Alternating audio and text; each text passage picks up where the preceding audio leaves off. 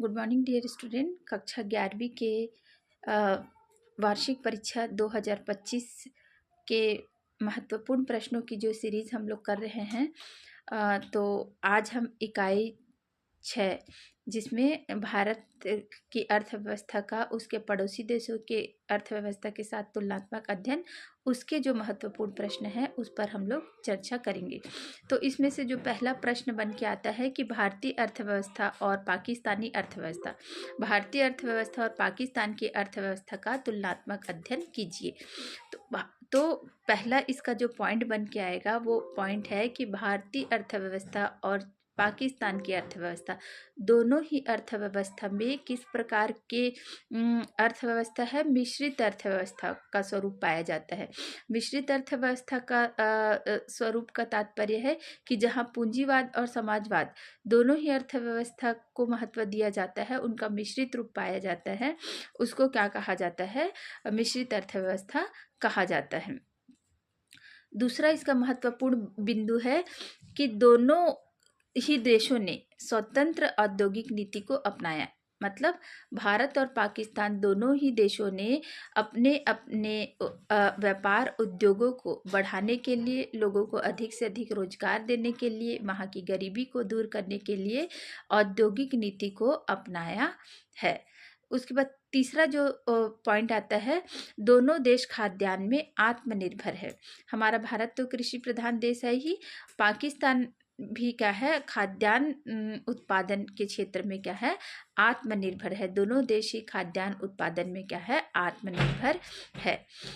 दोनों देशों का क्या है, औद्योगिक विस्तार बहुत ज़्यादा दोनों ही देशों ने स्वतंत्रता के पूर्व और स्वतंत्रता प्राप्ति के प्रारंभिक वर्षों में जिस तरीके से हमारे देश की अर्थव्यवस्था थी, बहुत धीमी थी, बहुत स्लो थी, उसकी अपेक्षा दोनों देशों ने औद्योगिक विस्तार को प्राप्त कर लिया है। किंतु हमारा जो भारत देश है वो औद्योगिक विस्तार में पाकिस्तान की तुलना में काफ़ी आगे है। इस चीज़ को आप वहाँ पे दिखाइएगा आंसर में कि हमारा जो भारत देश है औद्योगिक विकास के क्षेत्र में, खाद्यान्न उत्पादन के क्षेत्र में, या आर्थिक विकास या आर्थिक सुधार में पाकिस्तान की तुलना में काफ़ी आगे है।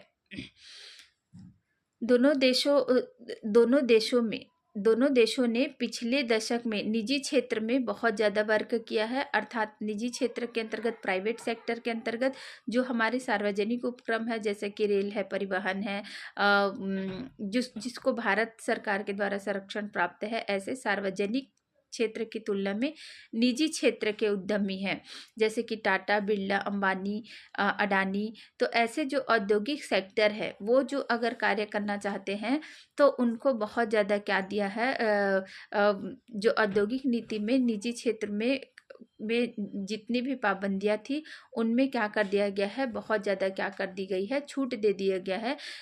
क्यों छूट दी गई? ताकि जो निजी क्षेत्र है वो क्या खुल के अपना कार्य कर सके और हमारे भारत देश के विकास में बहुत योगदान दे सके। तो इसी प्रकार पाकिस्तान ने ही भी निजी क्षेत्रों को प्रोत्साहन करने के लिए निजी क्षेत्रों को बहुत ज़्यादा बढ़ावा दिया है। भारत और पाकिस्तान दोनों ही देशों ने दूरसंचार सूचना प्रौद्योगिकी में काफ़ी विकास किया है। अर्थात जो मॉडर्न टेक्नोलॉजी है, जिसके तहत कंप्यूटर और इंटरनेट, इसका प्रयोग है वो बहुत ज़्यादा बढ़ा है और दोनों ही देश ने इस क्षेत्र में भी काफ़ी विकास किया है। और नेक्स्ट पॉइंट है, दोनों ही देशों ने बेहतर मानवीय पूंजी निर्माण को प्राप्त किया है।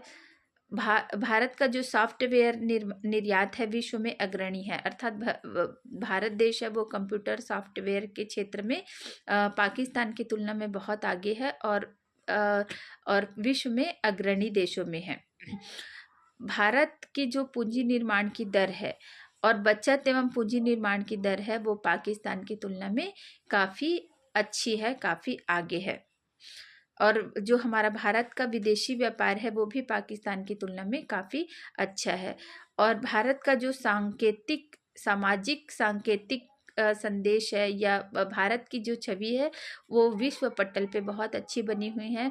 और पाकिस्तान की जो छवि है वो भारत की तुलना में थोड़ी गरीब कंट्री के रूप में उनको देखा जा रहा है। हालांकि भारत और पाकिस्तान दोनों ही विकसित देशों में विकासशील देशों में आते हैं, जो अभी विकसित होने की प्रक्रिया से गुजर रहे हैं।